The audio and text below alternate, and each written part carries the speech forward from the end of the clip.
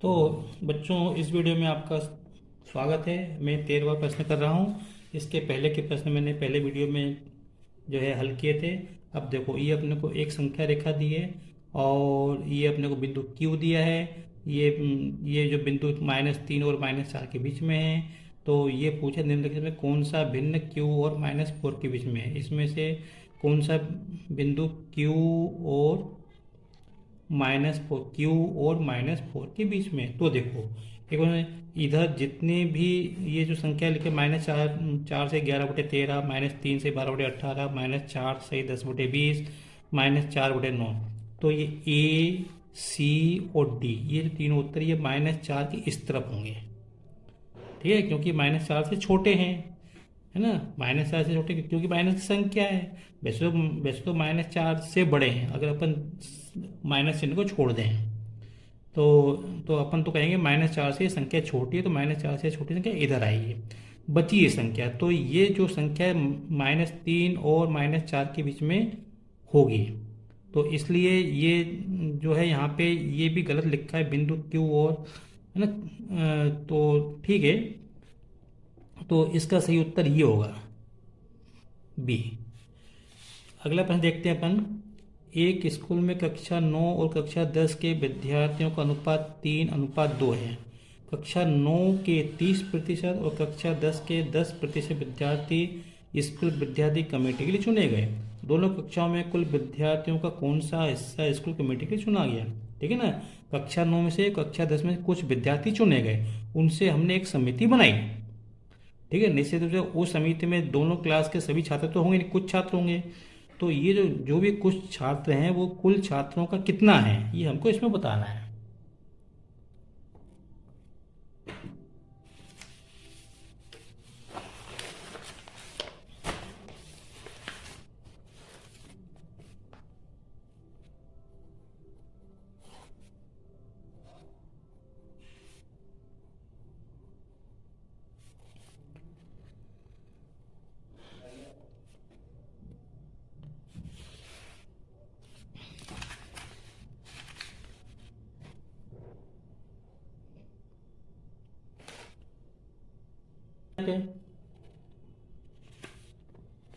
Question 15 है।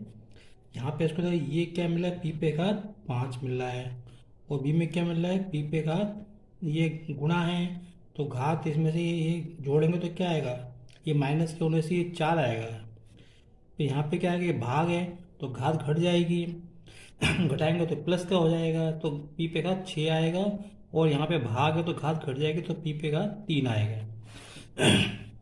अब ये वाला जो आंसर है इसको ऐसे अपन लिख सकते हैं, पी पे घात 2 गुणा पी पे घात 3। इसको अपन लिख सकते हैं, इस प्रकार से अपन लिख सकते हैं। और इसी को अपन इस प्रकार भी लिख सकते हैं। तो ये बराबर है, ये दोनों बराबर। तो इसको अपन क्या पढ़ेंगे, किसी संख्या का घन। और इसको अपन क्या पढ़ेंगे, किसी संख्या का वर्ग। तो यहाँ पे क्या हो रहा है, किसी पूर्णांक का वर्ग और किसी संख्या का घन और किसी संख्या का पूर्णांक, ये बराबर ही। तो बुझा कौन सा व्यंजक जो है पूर्ण वर्ग और पूर्ण घन दोनों है। तो यहाँ पे इसका उत्तर क्या होगा, ये सही होगा। जैसे मैंने संख्या 5 ली, मैंने लिखा 5 का वर्ग और 5 पे घात 3। तो इसको मैं करूँगा तो क्या आएगा, यहाँ से 5 का वर्ग 25 और 25 पे घात 3 करूँगा तो ये आएगा 1, 5, 6, 2, 5। अगर मैं इसको इससे लिख सकता हूँ, 5 पे घात 3 और घातांक 2। तो जब 5 पे घात 3 करूँगा तो 125 आएगा और 125 का वर्ग तो क्या आएगा, ये भी इतना ही आएगा, 1, 5, 6, 2, 5। और इनको अपन प्रत्येक को अपन क्या लिख सकते हैं, 5 पे का 6 ऐसा अपन लिख, मतलब 2 गुणा 3 या 3 गुणा तो ऐसा अपन लिख सकते हैं। तो इसलिए यहाँ पे कहने का मतलब ये है, ये जो उत्तर है हमारे प्रश्न का उत्तर दे रहा है, ये वाला उत्तर। ठीक है, चलो अब आगे देखते हैं। यहाँ पे तो देखो, तो ये अपना क्वेश्चन 16 ध्यान से देखें। तो ये हमको दिया 1.234 में 56.78 का गुणा करेंगे तो क्या आएगा, 70.06652। अब आगे भी हम कुछ देखें तो 0.7006652 भागित और 0.1234 आप देखेंगे ये अंक और ये अंक यहाँ पे वही सेम अंक लिखे हुए हैं, केवल दशमलव का अंतर है। तो यहाँ पे भी यही 5 6 7, यहाँ पर भी 5 6 7 8 अंक आएंगे।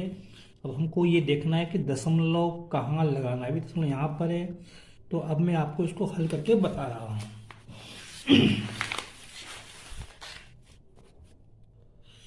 तो देखिए ये हमको दिया हुआ है, ये मैंने ऐसे ऐसे लिख लिया। अब इधर क्या दिया, 0.1234 दिया हुआ है, ठीक है, मैंने ऐसे। अब मुझे ये एक तरफ लाना है तो इसको हटाओ, तो ये हो गया 1.234 बराबर 70.065652 बटे 56.78, ये ऐसा दिया है। अब देखो मुझे यहाँ पे क्या चाहिए, मुझे ये पॉइंट यहाँ पे चाहिए, ये पॉइंट है मुझे यहाँ पे, तो ये दशमलव इधर लाना है।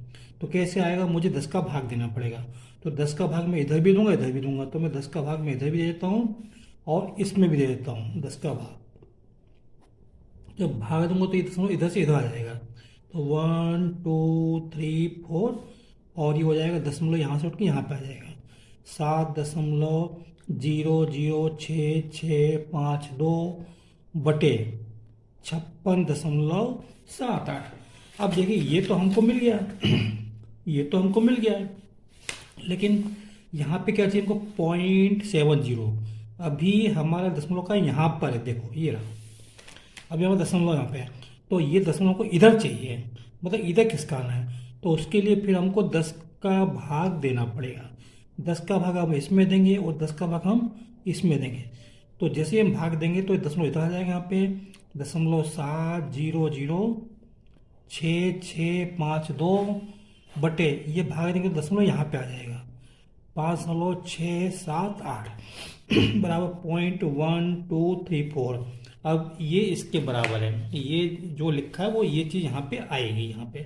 तो कहने का मतलब ये कि यहाँ पे 5.678 आएगा, तब हमको इसका भाग इसमें देंगे, तब हमको ये उत्तर मिलेगा। तो हमारा उत्तर क्या होगा, बी वाला सही है। अब अगला प्रश्न देखो, दो बेलन दिए हैं ये, और इसमें पानी भरा हुआ है। ये पानी का आयतन क्या है, बराबर है, पानी का आयतन बराबर है। इस बेलन में पानी के तल की ऊंचाई कितनी, h/2। इस बेलन में पानी की ऊंचाई कितनी, h/3। h क्या है, ये दोनों बर्तन हैं जिनकी बराबर ऊंचाई है, ये h है ये भी h है, लेकिन पानी का तल इसमें h/2 है, इसमें h/3 है। तो हमको क्या निकालना है, हमको ये निकालना है कि अगर आधार का क्षेत्रफल 154 वर्ग सेंटीमीटर, तो घनाभ के आकार के पात्र के आधार का क्षेत्रफल कितना होगा। कि हमको इसके ये आधार का क्षेत्रफल दिया कितना, 154, तो हमके आधार का क्षेत्रफल निकालना है। तो देखते हैं,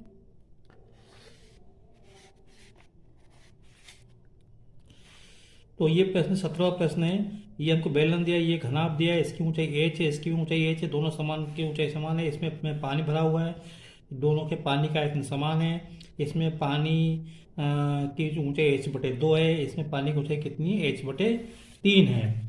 तो हमको ये कहा है कि इसके आधार का क्षेत्रफल हमको दिया 154, तो हमको इसके आधार का क्षेत्रफल हमको निकालना है। ये यहाँ पे लिखा हुआ है, बेलना के पात्र के आधार का क्षेत्रफल 154 वर्ग सेंटीमीटर है, तो घनाभ के पात्र के आधार का क्षेत्रफल हमको निकालना है। तो देखो यहाँ पे बेलन का आयतन क्या होता है, πr²h। तो यहाँ पे h कितनी है, h/2, और r हमने इसकी त्रिज्या मान ली बेलन की। तो ये आयतन ये हो गया बेलन का। घनाभ का आयतन क्या होता है, ABC होता है। c क्या है, ऊंचाई। ऊंचाई कितनी थी हमको, h/3 दिए। देखो ये आयतन किसका है, बेलन का। ये आयतन किसका है, घनाभ का है। ये आयतन बराबर है। यहाँ पे इसको हमने हल किया, तो हल है। अब πr² हमको दिया हो कितने, 154। इसके स्थान पे हम क्या लिखेंगे, 154 गुणा h/2 बराबर AB गुणा h/3। देखो ये h से h कट जाएगा, h से h, और 2 से ये कटेंगे 154, कितने बार कटेंगे, 57 बार कटेंगे, ठीक है। तो अब ए बी क्या, ये आधार है, घनाभ का आधार है। तो यहाँ से 3 हटाओ, ये 3 इधर जाएंगे तो क्या हो जाएगा, गुणा में आ जाएंगे। तो हो जाएगा 57 गुणा 3 बराबर ए बी। इसका हम गुणा करेंगे, 3 सत्ते 21 के, हाथ से 2, 3 पंजे 15, यहाँ पे यहाँ पे ये बच्चों 77 आएगा, 77 आएगा ना गलत। तो 3 सत्ते 21 की, हाथ से 2, 3 सत्ते 21, 2 23। तो ए बी क्या है, आधा का क्षेत्रफल 231। तो ये वाला उत्तर सही है। बोला नहीं बीच में। अब अगला प्रश्न क्या है, 3/2 पे घातांक 6 भागित, यहाँ पे भी संख्या है, ये 1 आ रहा है। तो जब हम किसी संख्या को उसी संख्या में भाग देंगे तो अपने को मान लो भागफल 1 आता है, इसका मतलब यहाँ पे क्या, यही संख्या है, यहाँ पर यही संख्या आएगी। तो यहाँ पे क्या आएगी, 3/2 पे घातांक 6 ही आएगा, तभी तो 1 आएगा।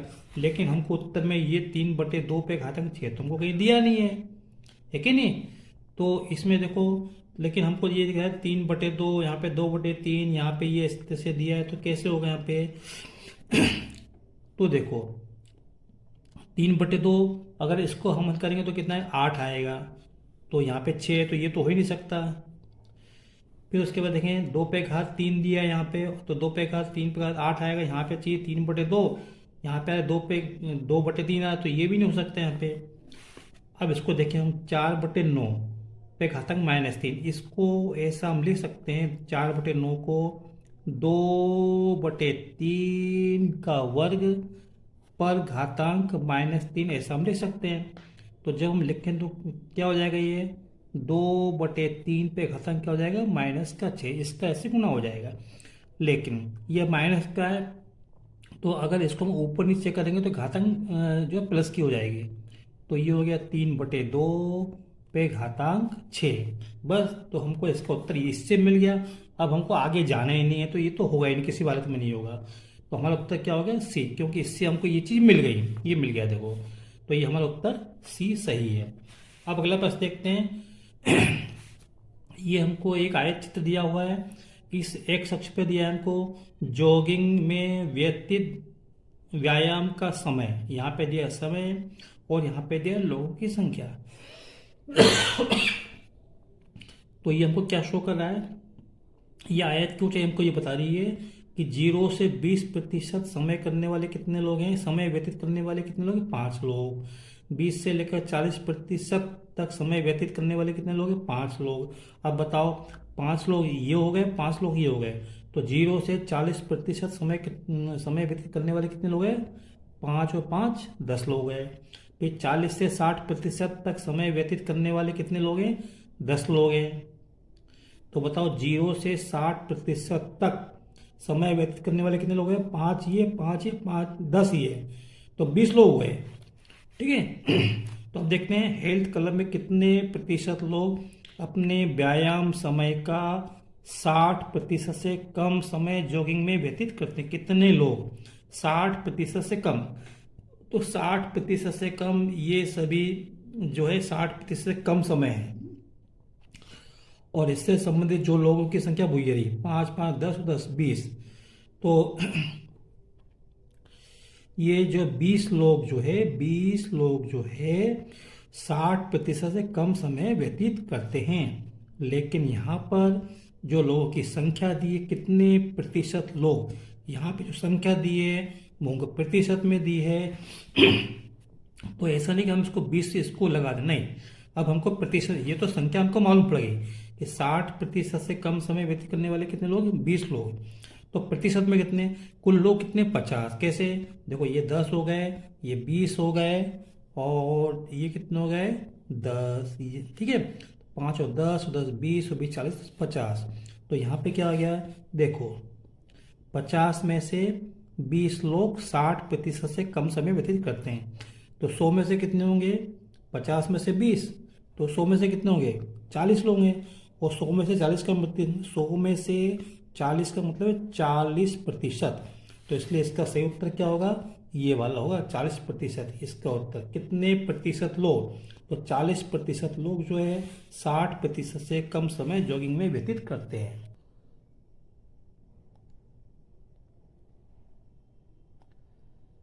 अगला प्रश्न दिया है, ये आयत चित्र दिया आगे, निम्नलिखित में से कौन सा कथन सही है। तो क्लब में आधे से अधिक लोग अपने व्यायाम का 60% से कम समय व्यतीत करते हैं। क्लब में आधे से अधिक लोग अपने व्यायाम का 60% से कम समय जॉगिंग में व्यतीत करते हैं। उन लोगों की संख्या 20 है जो अपने व्यायाम का अधिकतर समय जॉगिंग में व्यतीत करते हैं। कम से कम एक व्यक्ति अपने व्यायाम का 100% समय जॉगिंग में व्यतीत करता है।